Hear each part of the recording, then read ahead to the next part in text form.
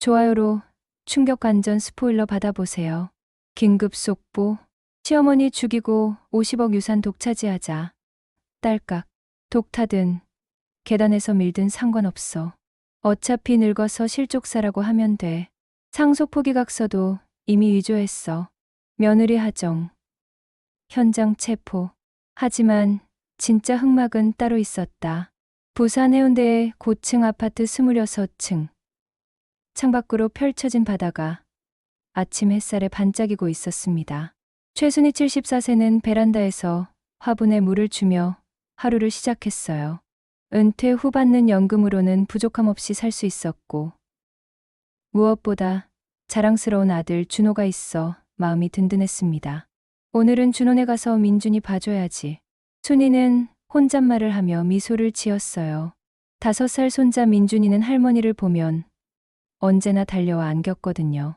그 모습이 얼마나 사랑스러운지 순이는 매번 가슴이 뭉클해졌습니다. 하지만 요즘 들어 뭔가 달라졌어요. 예전에는 일주일에 2~3번은 찾아갔던 아들 집 방문이 한 달에 1번으로 줄어들었습니다. 며느리 하정이가 어머님, 요즘 준호가 너무 바빠서요. 다음에 오세요라며 문전에서 돌려보내는 일이 잦아졌거든요. 전화를 걸어도 마찬가지였어요. 예전 같으면 엄마, 언제 오세요? 민준이가 할머니 보고 싶다고 해요라며 반가워했을 준호의 목소리가 어느새 건조하고 차갑게 변해 있었습니다. 엄마, 요즘 좀 바빠서 나중에 연락드릴게요. 통화가 끝나고 나면 순이는 멍하니 휴대폰을 내려다보곤 했어요. 뭔가 잘못된 건 분명한데 무엇이 잘못되었는지 손에 잡히지 않았거든요. 어느 날 오후 순이는 아파트 단지 벤치에서 동년배 이웃들과 담소를 나누고 있었습니다. 박영자 72세 할머니가 걱정스러운 표정으로 말을 꺼냈어요. 순이야, 요즘 준호 며느리 하정이라고 했지? 그 집 앞으로 지나가다 보니까 이상하더라고. 뭐가 이상한데? 준호는 회사에 갔는데 하정이가 혼자 외제차를 몰고 나가더라고. BMW였나? 그것도 새 차 같던데. 순이의 가슴이 철렁했습니다. 준호의 월급으로는 그런 차를 살 여유가 없다는 걸 너무 잘 알고 있었거든요. 그리고 말이야, 영자가 목소리를 낮췄어요. 최근에 하정이가 동네 부동산에서 자주 목격된다는 소문도 있어. 뭔가 알아보는 것 같던데. 순이는 집에 돌아와서도 영자의 말이 머릿속을 떠나지 않았습니다. 저녁을 먹으면서도 드라마를 보면서도 계속 그 생각만 들었어요. 설마, 그럴 리는 없겠지. 하지만 마음 한구석의 불안은 점점 커져만 갔습니다. 며느리의 차가운 태도, 아들의 변한 모습, 그리고 이웃의 증언까지 모든 것이 하나의 그림을 그려가고 있는 것 같았거든요. 밤이 깊어질수록 순이의 잠은 더욱 멀어졌습니다. 베란다 너머로 보이는 바다가 어둠 속에서 검게 출렁이고 있었어요. 평온했던 일상에 균열이 생기기 시작했고 그 틈새로 불길한 예감이 스며들고 있었습니다. 순이는 알고 있었어요. 이제 더 이상 모른 척할 수 없다는 것을, 진실을 마주할 시간이 다가오고 있다는 것을 말입니다. 순이는 다음 날 아침 일찍 준호의 집으로 향했습니다. 더 이상 의심만 하고 있을 수는 없었거든요. 초인종을 누르자 하정이 문을 열었어요. 평소보다 화장이 진했고 목걸이와 귀걸이가 눈에 띄게 화려했습니다. 어머님, 갑자기 어쩐 일이세요? 민준이 얼굴 좀 보려고 왔는데. 아, 그게. 민준이는 지금 학원에 가 있어요. 요즘 영어 유치원 다니거든요. 순이는 고개를 갸웃했어요. 5살의 영어 유치원이라니. 언제부터 그런 계획이 있었는지 전혀 몰랐거든요. 그럼 준호는? 회사 출장 갔어요. 한 일주일은 들어오지 못할 것 같아요. 하정의 대답은 너무나 빨랐습니다. 마치 미리 준비해둔 답변 같았어요. 순이가 뭔가 이상함을 느끼고 있을 때 하정이 문을 조금 닫으며 말했습니다.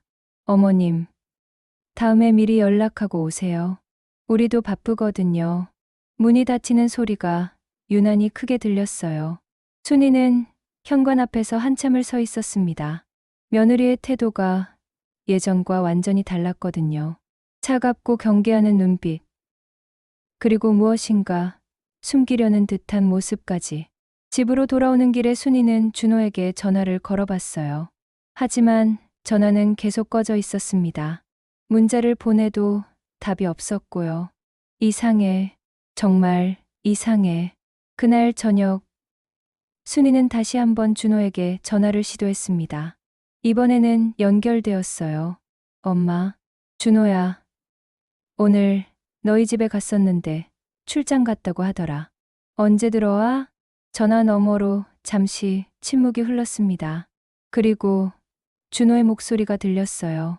엄마, 그냥 우리 일은 신경 쓰지 말아요.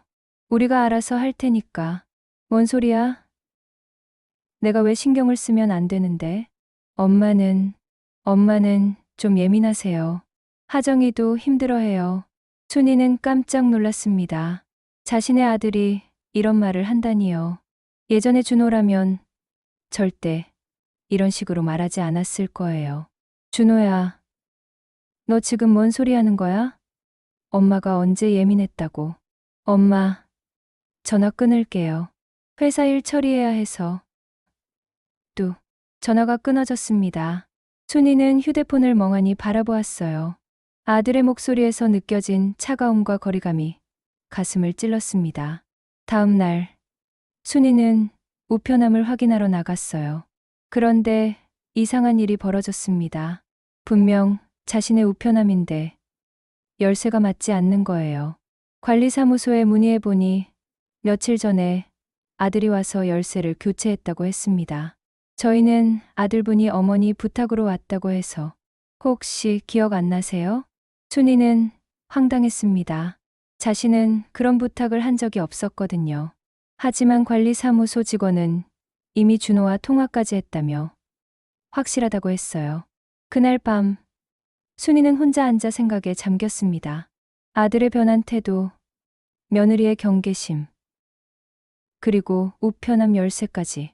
모든 것이 계획적으로 느껴졌어요. 혹시 하정이가 준호를 조종하고 있는 건 아닐까? 그때 현관문에서 소리가 났습니다. 누군가 문고리를 돌리는 소리였어요. 순이는 조심스럽게 문 쪽으로 다가갔습니다. 하지만 문은 열리지 않았고 발자국 소리가 멀어져 갔어요. 순이의 등에 식은땀이 흘렀습니다. 누군가 자신의 집에 침입하려 했던 것일까요? 아니면 단순한 착각이었을까요? 창밖으로 보이는 바다는 여전히 잔잔했지만 순이의 마음은 폭풍우가 치고 있었습니다. 며느리가 아들을 심리적으로 조종해서 자신을 고립시키고 있다는 의심이 확신으로 바뀌어가고 있었거든요. 이제 더 이상 수수방관할 수 없었어요. 진실을 밝혀내야만 했습니다. 순이는 며칠 더 기다려본 후 직접 준호의 회사로 향했습니다. 정말 출장을 간 건지 확인해보고 싶었거든요. 회사 로비에서 접수 직원에게 물어보니 충격적인 답이 돌아왔어요. 준호 씨요? 이번 주는 계속 정상 출근하고 계시는데요. 순이의 머리가 하얗게 변했습니다. 하정이 거짓말을 했다는 뜻이었거든요. 그것도 아주 뻔뻔하게 말이에요. 집으로 돌아오는 길에 순이는 우편함을 다시 확인해 보려 했습니다. 관리사무소에서 새 열쇠를 받아서 말이에요. 그런데 우편함을 열어보는 순간 혈관이 터질 것 같았어요. 자신의 이름으로 된 상속 포기 각서가 들어있었거든요. 이게 뭐야? 종이를 떨리는 손으로 펼쳐보니 더욱 충격적이었습니다. 자신의 서명이 위조되어 있었고 모든 재산을 아들에게 양도한다는 내용이었어요. 그런데 가장 끔찍한 건 날짜였습니다. 일주일 후로 되어 있었거든요. 누가 감히. 순이는 서류를 들고 집으로 뛰어 올라갔습니다. 손이 너무 떨려서 열쇠를 제대로 꽂을 수도 없었어요. 겨우 문을 열고 들어가서 소파에 주저앉았습니다. 하정이가 이런 일을 꾸몄구나. 이제 모든 것이 명확해졌어요. 며느리가 왜 자신을 멀리하려 했는지, 왜 아들을 조종했는지, 왜 우편함 열쇠까지 바꿨는지 말이에요. 순이는 즉시 변호사 사무실에 전화를 걸었습니다. 다행히 오랫동안 알고 지낸 변호사가 있었거든요. 선생님, 급한 일이 생겼어요. 지금 당장 만날 수 있을까요? 어떤 일인데요? 상속 포기각서를 위조한 사람이 있어요. 제 서명을 도용해서 말이에요. 1시간 후, 순이는 변호사 사무실에 앉아 있었습니다. 박 변호사는 서류를 자세히 들여다보더니 심각한 표정을 지었어요. 이건 명백한 문서 위조예요. 경찰에 신고하셔야 합니다. 그런데 제 며느리가 한 일일 것 같아요. 며느리요? 순이는 지금까지 있었던 일들을 차근차근 설명했습니다. 며느리의 이상한 행동들, 아들의 변한 모습, 그리고 자신을 고립시키려는 시도들까지 말이에요. 박 변호사는 고개를 끄덕이며 듣더니 말했어요. 순희 씨, 이건 단순한 문서 위조가 아니에요. 체계적인 재산 강탈 계획인 것 같은데요. 재산 강탈이요? 네. 먼저 상속 포기각서로 재산을 아들 명의로 넘기고 그 다음에는 박 변호사가 말을 멈췄습니다. 하지만 순이는 그 다음 말을 짐작할 수 있었어요. 그 다음에는 저를 어떻게 하려는 거겠죠. 좀 더 조사를 해봐야겠어요. 혹시 다른 서류들도 위조되었을 가능성이 있거든요. 순이는 집에 돌아와서 자신의 모든 중요 서류들을 뒤져봤어요. 통장, 보험 증서, 부동산 등기부등본까지 말이에요. 다행히 아직 다른 것들은 건드려지지 않았었습니다.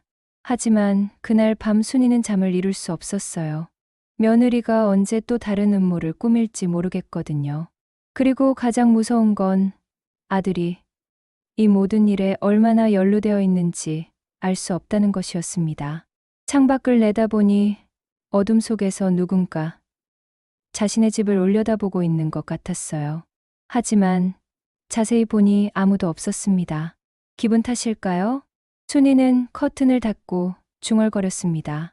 이제 본격적인 싸움이 시작되는구나. 순이는 다음날 아침 일찍 전자상가로 향했습니다. 박 변호사의 조언에 따라 증거를 수집하기로 결심했거든요. 작은 녹음기 하나를 샀어요. 손바닥만 한 크기로 몇 시간 동안 녹음이 가능한 제품이었습니다. 할머니, 이거 조작법 알려드릴까요? 고마워요. 천천히 가르쳐 주세요. 점원은 친절하게 녹음기 사용법을 설명해 줬어요. 버튼 하나만 누르면 녹음이 시작되고 소리도 거의 나지 않는다고 했습니다. 집에 돌아와서 순이는 계획을 세웠어요. 하정이와의 대화를 녹음해서 결정적인 증거를 잡아야 했거든요. 하지만 어떻게 자연스럽게 만날 수 있을까요? 그때 좋은 아이디어가 떠올랐습니다. 민준이 생일이 다음 주였거든요. 선물을 핑계로 하정이를 만날 수 있을 것 같았어요. 순이는 하정이에게 전화를 걸었습니다. 하정아, 나야. 민준이 생일 선물 좀 사주려고 하는데 뭘 좋아하는지 물어볼 수 있을까? 아, 어머님, 그런 건 괜찮아요. 저희가 알아서 할게요. 아니야, 할머니가 직접 사주고 싶어. 잠깐만 만날 수 없을까? 하정이는 잠시 머뭇거리더니 대답했어요. 그럼 오후에 카페에서 만날까요? 좋아. 어디서 만날까? 해운대 센텀시티 쪽에 있는 스타벅스에서 만나요. 3시에 순이는 녹음기를 가방 깊숙이 넣고 카페로 향했습니다. 하정이는 이미 와서 기다리고 있었어요. 평소보다 더 화려한 옷을 입고 있었고 명품 가방을 들고 있었습니다. 어머님, 여기 앉으세요. 고마워. 그런데 그 가방 새로 산 거야? 예쁘네. 하정의 표정이 순간 굳어졌어요. 아, 이거요? 선물 받은 거예요. 누구한테? 친구가. 순이는 가방 속에서 녹음기의 버튼을 살짝 눌렀습니다. 이제부터가 중요한 순간이었어요. 하정아, 솔직히 말해줘. 요즘 준호가 왜 이렇게 변했는지 모르겠어. 준호가 변했다고요? 응. 예전에는 그렇지 않았는데 요즘은 엄마한테 차갑게 대하잖아. 하정이 잠시 침묵했다가 입을 열었어요. 어머님이 좀 많이 신경 쓰시잖아요. 뭘 신경 쓴다는 거야? 그냥 저희 살림살이나 이런 것들 말이에요. 준호가 스트레스 받아 해요. 순이는 가슴이 뛰었습니다. 하정이 본색을 드러내기 시작했거든요. 스트레스? 엄마가 아들 걱정하는 게 스트레스라는 거야? 어머님, 솔직히 말씀드릴게요.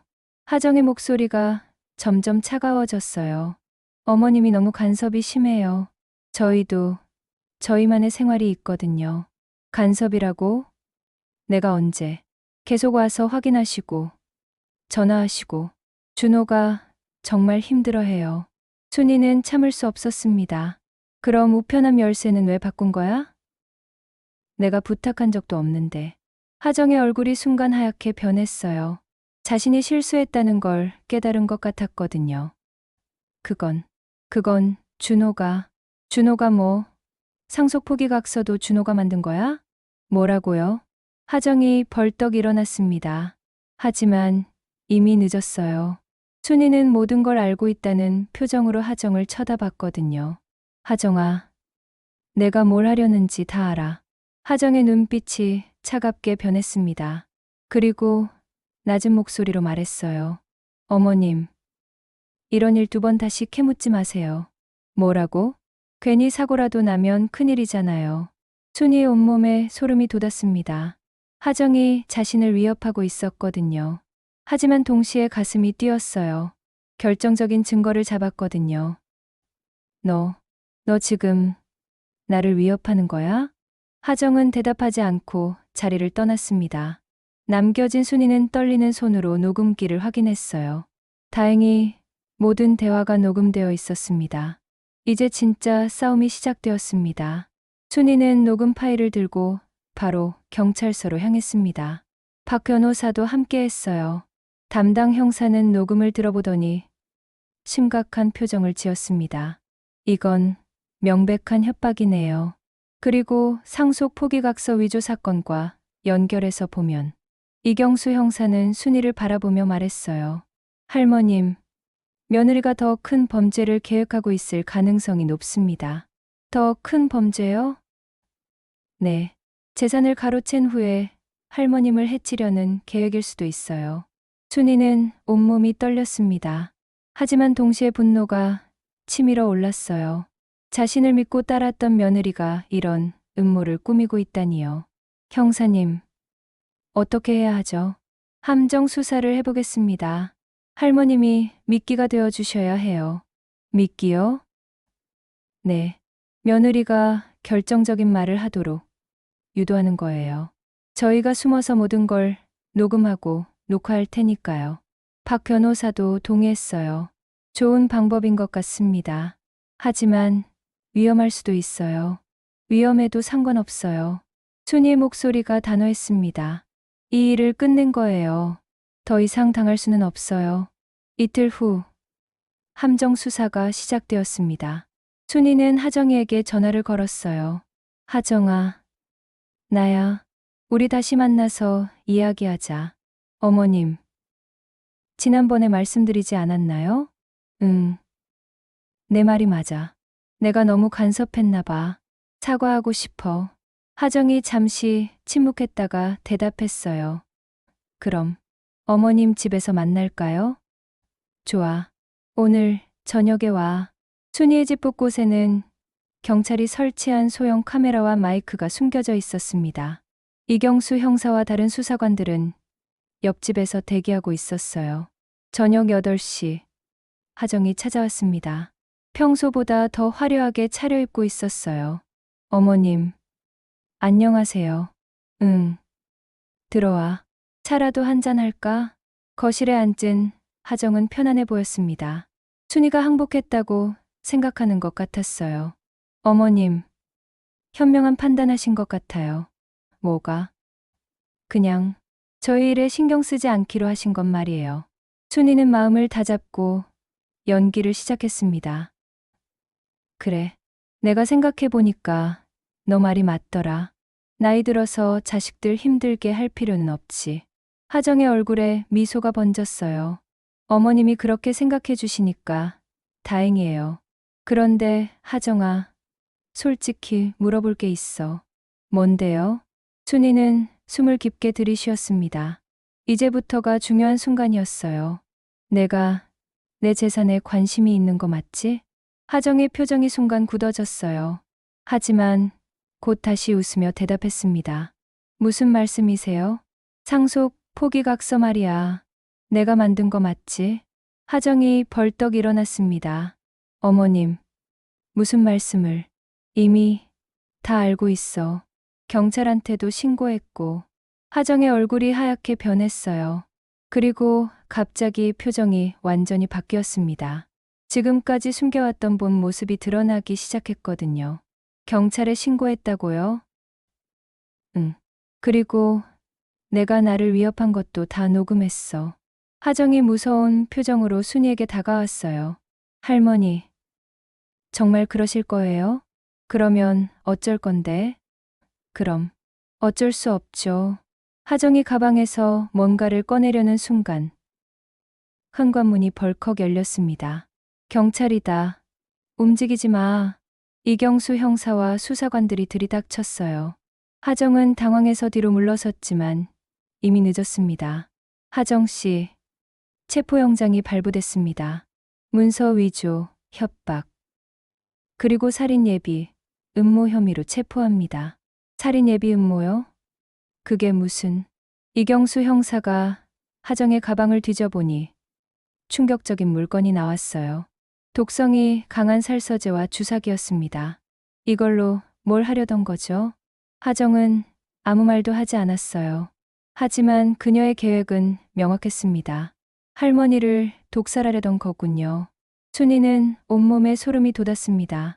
정말 목숨이 위험했던 거예요. 어머님, 괜찮으세요? 이경수 형사가 걱정스럽게 물어봤지만 순이는 오히려 홀가분했어요. 드디어 며느리의 정체가 드러났거든요. 네, 괜찮아요. 이제 끝난 거죠? 네. 이제 재판만 남았어요. 하정이 수갑을 찬 채 끌려나가면서 순이를 향해 소리쳤어요. 할머니, 할머니 때문에 우리 가족이 망가졌어요. 가족을 망가뜨린 건 너야. 순이도 목청껏 내쳤습니다. 그동안 참았던 분노가 터져 나왔거든요. 하정이 완전히 사라진 후 순이는 소파에 주저앉았어요. 무서웠지만 동시에 후련했습니다.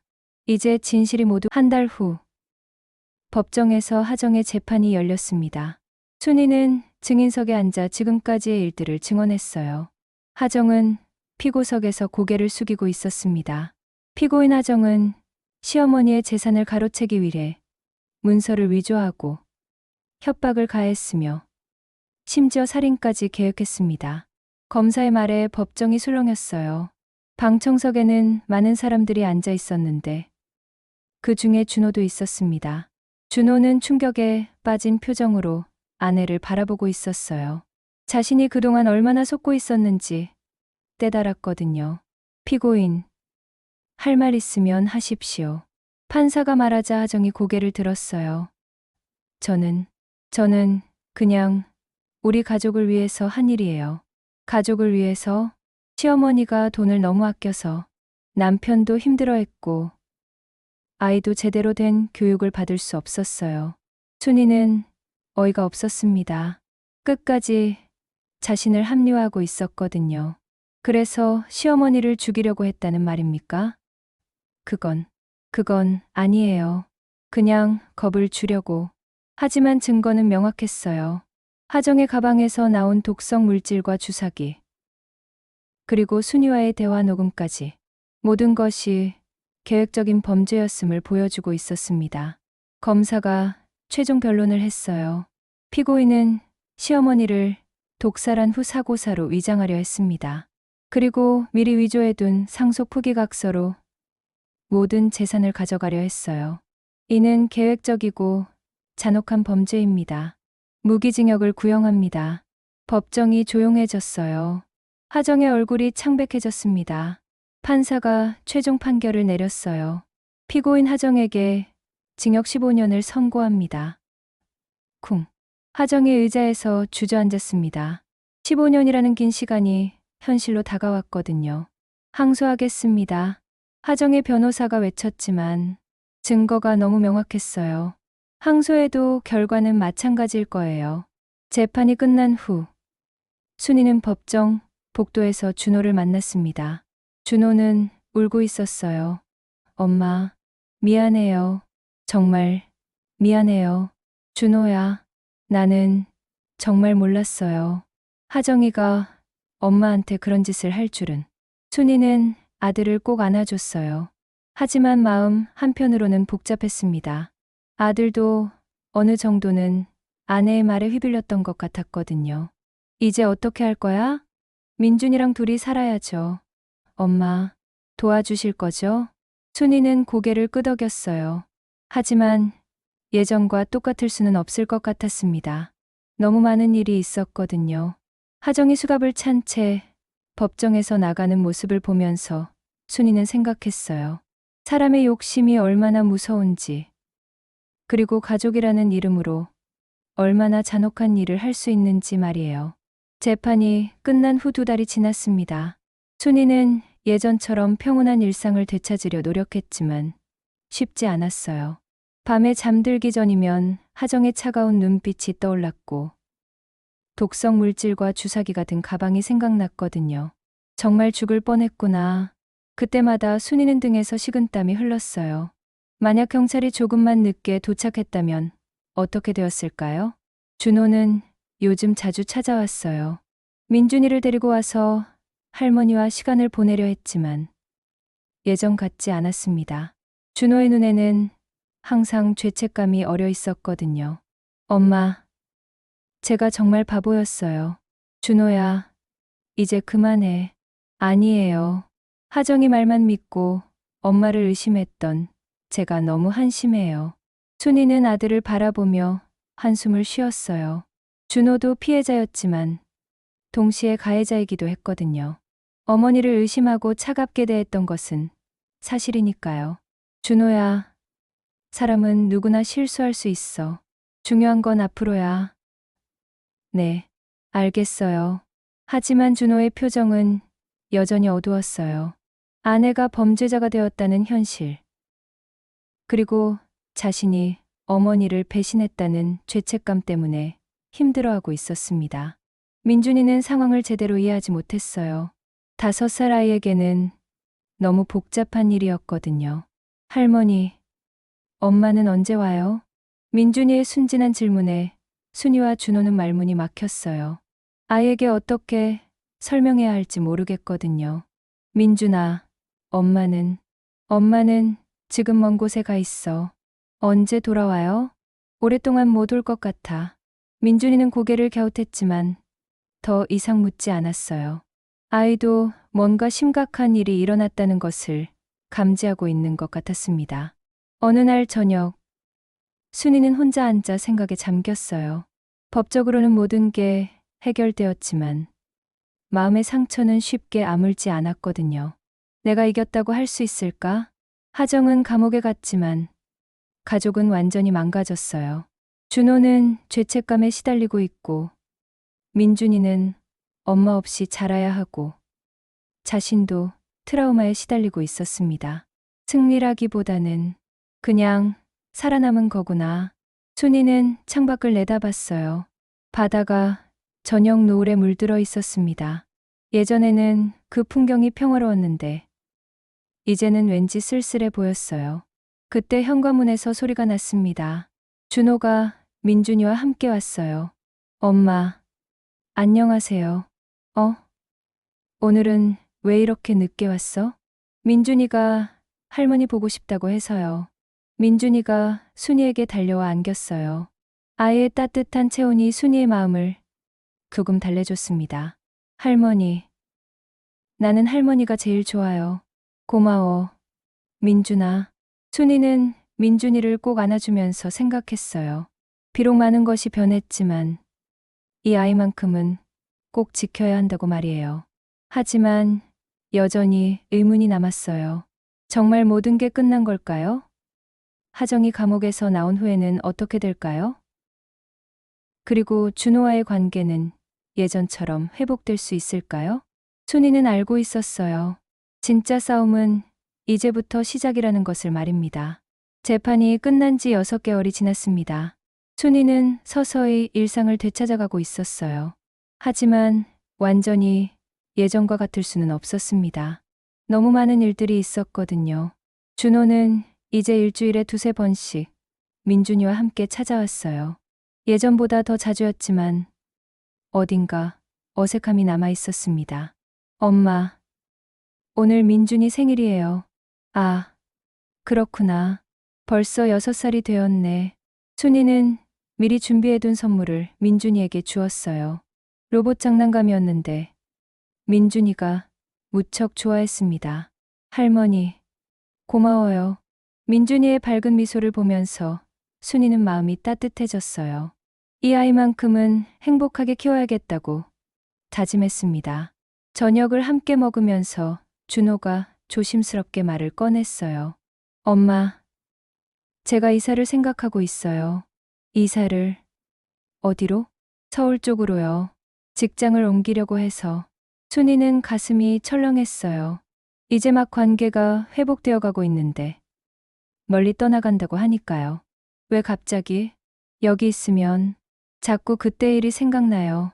새로운 환경에서 민준이와 다시 시작하고 싶어요. 순이는 아들의 마음을 이해할 수 있었어요. 이곳에는 너무 아픈 기억들이 많았거든요. 그럼 엄마는 어떻게 하지? 함께 가실 수 있으면 좋겠지만 엄마 의견에 맡길게요. 순이는 한참 고민했어요. 이 집에는 오랜 추억들이 있었지만 동시에 끔찍한 기억들도 있었거든요. 좀 더 생각해보자. 며칠 후 순이는 바닷가를 걸었어요. 민준이의 손을 잡고 말이에요. 준호는 회사에 가고 없었습니다. 할머니, 우리 서울 가는 거 맞아요? 응. 아빠랑 함께 가는 거야. 할머니도 같이 가요? 순이는 잠시 멈춰 섰어요. 바다가 고요하게 출렁이고 있었습니다. 할머니는 조금 더 생각해 볼게. 왜요? 할머니에게는 이곳이 고향이거든. 민준이는 고개를 끄덕이며 말했어요. 할머니가 행복한 곳에 계세요. 아이의 순수한 말에 순이는 웃음이 나왔어요. 6살 아이가 할머니를 걱정해주고 있었거든요. 그날 밤, 순이는 박 변호사에게 전화를 걸었어요. 선생님, 하정의 항소는 어떻게 되었나요? 기각되었어요. 증거가 너무 명확해서요. 그럼 정말 15년 동안 감옥에 있는 거죠? 네. 그런데 왜 그런 걸 물어보세요? 아들이 이사를 간다고 해서요.